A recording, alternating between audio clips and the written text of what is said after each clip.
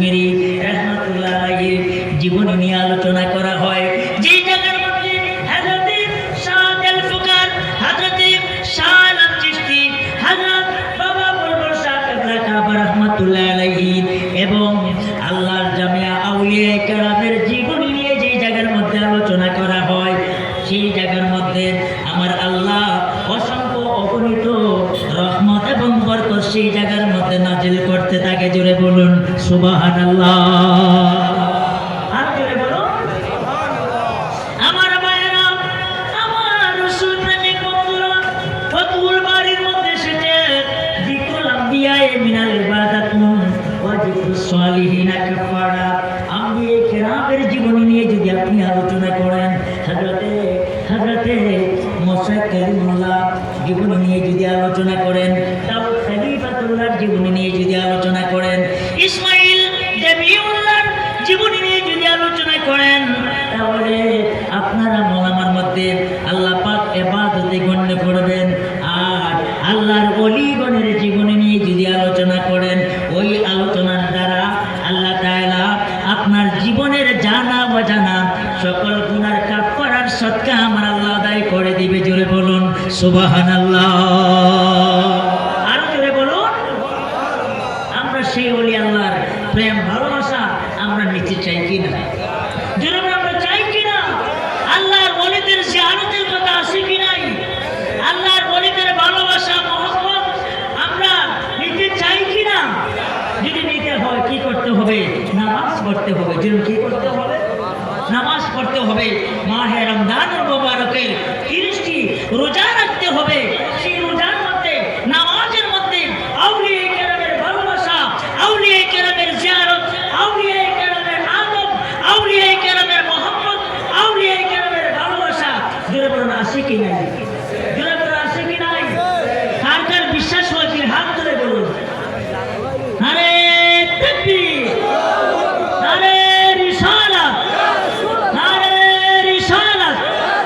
ওলি আল্লাহ যেখানে, নবী ওলি যেখানে, মিলাদ কিয়াম যেখানে, কোরআন সুন্নাহর আলো, কোরআন সুন্নাহর আলো, বেলায়েতের আলো, নূর নবীজির আলো।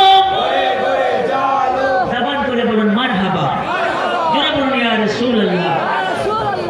নবীর মনোযোগ আমার বাবারা, আমরা এমন একটা জায়গার মধ্যে রয়েছি যে জায়গার নিচে আপনারা বসে রয়েছেন। গতকাল সেই জমিনটা ছিল হযরত বুলবুল শাহ বাবাজানের বাড়ির আঙ্গিনা উঠান।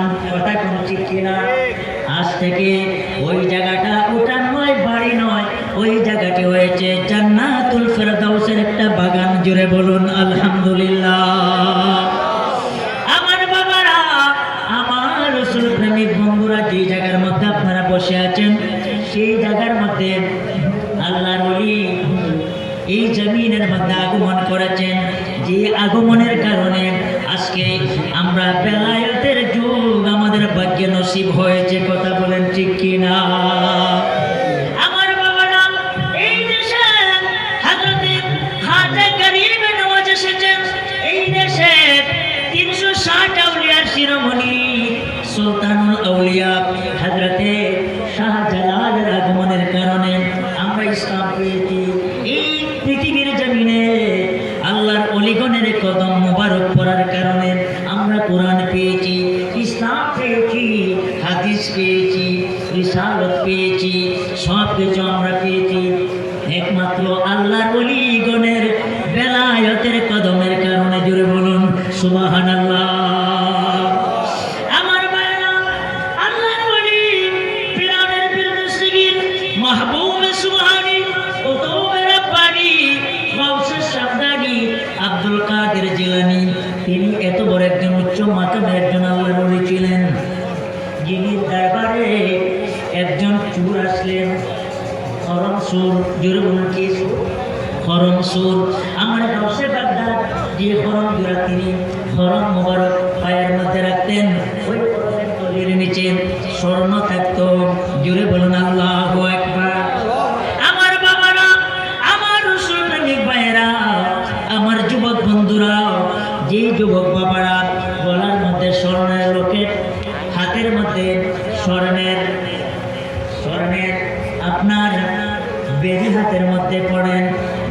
স্বর্ণ বর্তমান নারীদের গলার মধ্যে 2 ভরি 3 ভরি 5 ভরি থাকে। ওই স্বর্ণ আমার গাউসে বাগদাদের হরম মোবারকের তলির মধ্যে ছিল। জুড়ে বলুন সুবহানাল্লাহ।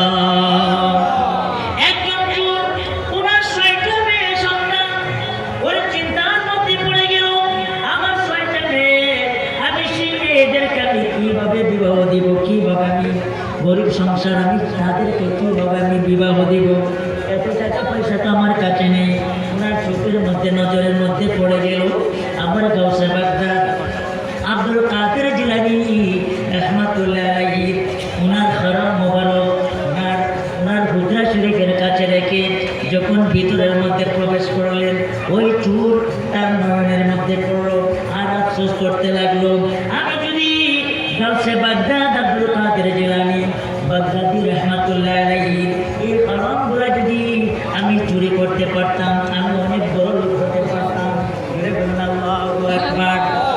এই হরমগুলো যদি আমি চুরি করে নিতে পারতাম, আমার যুবতী মেয়েদেরকে আমি ভালো ভালো জায়গার মধ্যে আমি বিবাহ সাজিয়ে দিতে পারতাম। ঠিক আছে, ওই চোর অনেক সময় সুযোগ খুঁজতেছে এই হরমগুলো কিভাবে নেওয়া যায়। হঠাৎ একদিন আল্লাহর ওলি পিরানের বেরেস্তাগীর মাহবুবে সুবহানি কুতুবে রাব্বানি তিনি তাহাজ্জুদের নামাজের জন্য তিনি ওনার পুকুরের মধ্যে চলে গেলেন। এই পাক দিয়ে ওই চোর কি করলেন, ওনার হুজরার মধ্যে প্রবেশ করলো। প্রবেশ করে তিনি চুপচাপ বসে রইল। এইদিকে আল্লাহর ওলি আমার গাউসে বাগদাদ যখন ওনার হুজরা শরীফের মধ্যে আগমন করেছেন, আগমন করার পরে ওই চোর কি করলো, আমার গাউসে বাগদাদের হরম মোবারক হাতের মধ্যে নিল। হাতের মধ্যে নিয়ে এই হরমগুলা নিয়ে যাওয়ার জন্য চেষ্টা করতেছে। এই হরমগুলা নিয়ে সে যাওয়ার আর কোনো ক্ষমতা নাই। একটা কদম পর্যন্ত সামনেও যেতে পারে না, পাশনেও যেতে পারে না, ডাইনেও যেতে পারে না, বামেও যেতে পারে না, সে দাঁড়িয়ে রয়েছে। আল্লাহর কি রহমত, কিছুক্ষণ পরে আল্লাহর ওলি গাউসে বাগদাদ আব্দুল কাদের জিলানী তিনি আবার যখন হুজরা শরীফ থেকে যখন তিনি বের হওয়ার জন্য সামনে আসলেন, আসার পরে দেখতেছেন একজন ব্যক্তির হাতের মধ্যে আমার গাউসে বাগদাদের হরম মোবারক হরম জোড়া হাতের মধ্যে নিয়ে দাঁড়িয়ে রয়েছেন। আল্লাহর ওলি জানেন কি জানেন না, আল্লাহর ওলির দরবারে আল্লাহর ওলির অন্তরের মধ্যে সেই খবর আছে কি নাই, দুর্গুণ খবর আছে কি নাই। আমার ভাইরা, আল্লাহর ওলি পিরানের বেরেস্তাগীর গাউসে বাগদাদ বলেন, এ আল্লাহর বান্দা, তোমার হাতের মধ্যে এই হরম কি, এই হরমগুলো নিয়ে তুমি কোথায় যাওয়ার জন্য চেষ্টা করেছো। ওই মুহূর্তে ওই চোর চোখের পানি সেরে সেরে বলেন, হুজুর ইয়া গাউসে বাগদাদ, আমি লুট করেছিলাম, আমার মধ্যে লালস এসেছিল। হুজুর গো, আপনার হরম মোবারক চুরি করার জন্য আমি এসেছিলাম। ইয়া গাউসে পাক, এই হরম মোবারক আমার হাতের মধ্যে নিয়ে যখন আমি হাতের মধ্যে যখন নিলাম যাওয়ার জন্য, আমি কোনো রাস্তা পাই না। যেই দিকে তাকাই সেই দিকে শুধু আপনি গাউসে বাগদাদকে দেখি, ডান দিকে যখন তাকাই আপনি গাউসে বাগদাদকে দেখি, বাম দিকে যখন আমি তাকাই আপনি গাউসে বাগদাদকে দেখি, পাশনের দিকে যখন আমি তাকাই সেই দিকে আপনি গাউসে বাগদাদকে দেখি। হুজুর, আমি ভুল করেছি, আমি যদি আগে জানতাম আপনার দরবারে আসলে পরে এই হরমগুলা নেওয়ার জন্য আসার পরে যদি এত বড় মুসিবতের মধ্যে আমি পড়তাম, আমি জানতাম, তাহলে হুজুর আপনার এই দরবারের মধ্যে আমি আল্লাহর কসম করে বলি আমি আসতাম না। হুজুর, আমাকে দয়া করে আমাকে মাফ করে দে, আপনার দরবার থেকে আমাকে যাওয়ার একটা ব্যবস্থা করে দেন। জুড়ে বলুন সুবহানাল্লাহ। একটু মহব্বতে দুরূদ পড়েন, আল্লাহুম্মা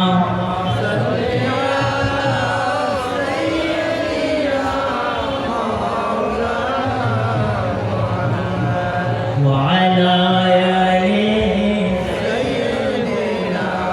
মাওলানা। জবান খুলে পড়ুন, আল্লাহুম্মা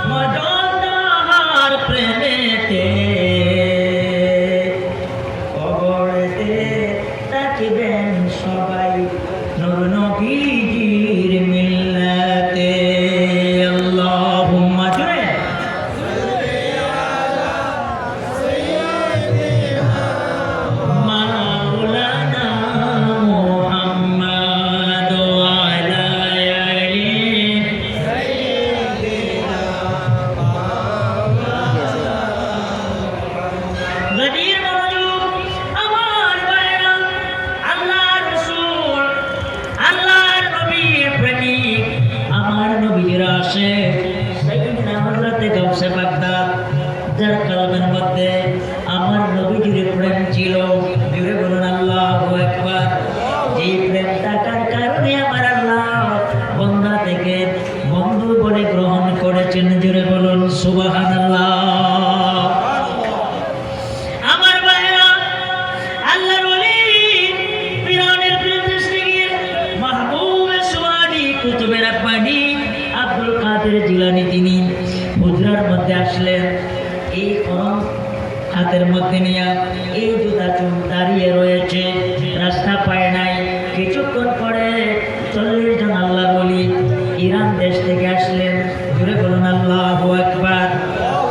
আমার বাবারা, আমার রাসূল প্রেমিক বন্ধুরা, আজকের এই 2025 ইংরেজি ফোনকারী পাড়ার 28 ফেব্রুয়ারি আমার রাসূল প্রেমিক আমার বন্ধুরা, আল্লাহর ওলির প্রেমিকারা, সেখানে আমার নওজোয়ান ভাইয়েরা, ওই 40 জন ওলি আল্লাহর ওলির দরবারে আগমন করলেন।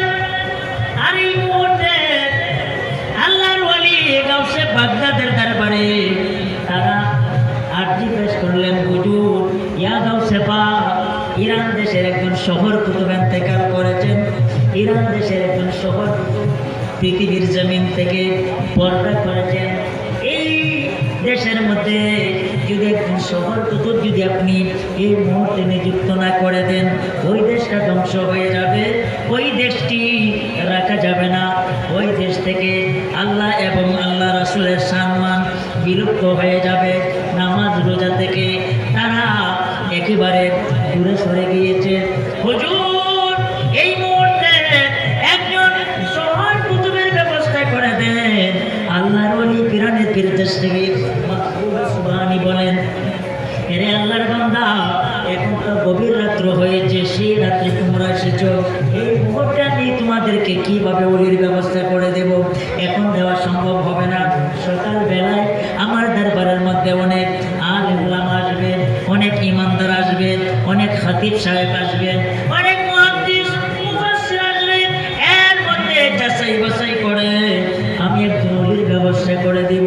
ওই 40 জন আল্লাহর ওলি বলতেছেন, ইয়া গাউসে বাগদাদ, সকালে দিলে হবে না, এই মুহূর্তে একজন ওলির ব্যবস্থা করে দিতে হবে।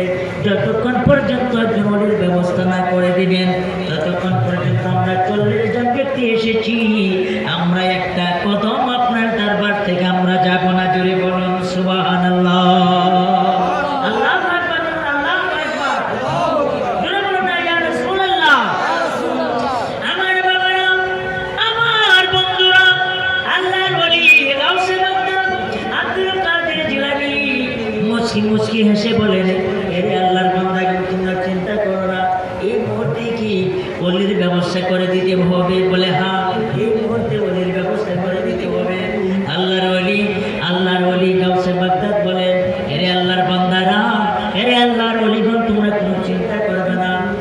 আমার দরবারের মধ্যে আমার হারাম গোলা চুরি করার জন্য একজন ব্যক্তি এসেছে, যাও এই মুহূর্তে আমার ওই হরম জোড়া নেওয়ার জন্য যে চুর এসেছিল, ওই জুতা চুরকে আমি ইরান দেশের শহর কুতুব হিসাবে আমি নিযুক্ত করে দিলাম। জোরে বলুন সুবহানাল্লাহ।